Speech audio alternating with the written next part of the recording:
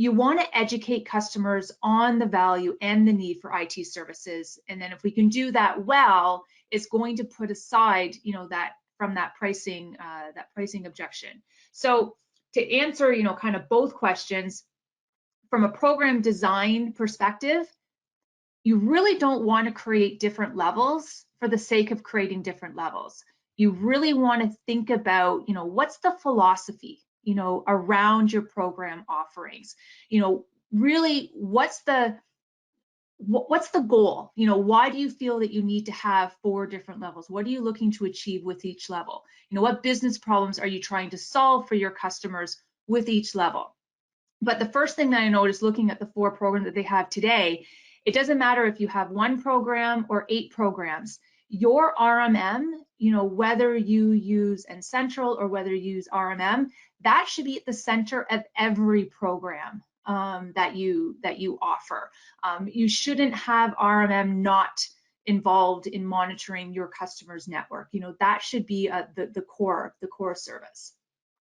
In an ideal world, it does work best if MSPs can standardize and promote on a single package, that includes all of your devices, all of your labor, all of your security and backup services, because you're the expert. You're the one assuming the risk on behalf of the customer to help manage and protect their network. But I definitely recognize, especially if you're a smaller MSP or you're still new, that can be a very difficult strategy to implement.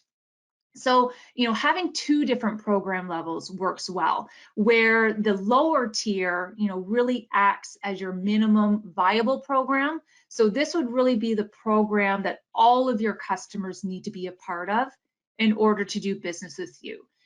This is the one that, can include labor as that separate add-on. And you can bill it separately, so it's not part of the entire monthly fee. You can either bill it on a time and material basis, or you can pull it from a block.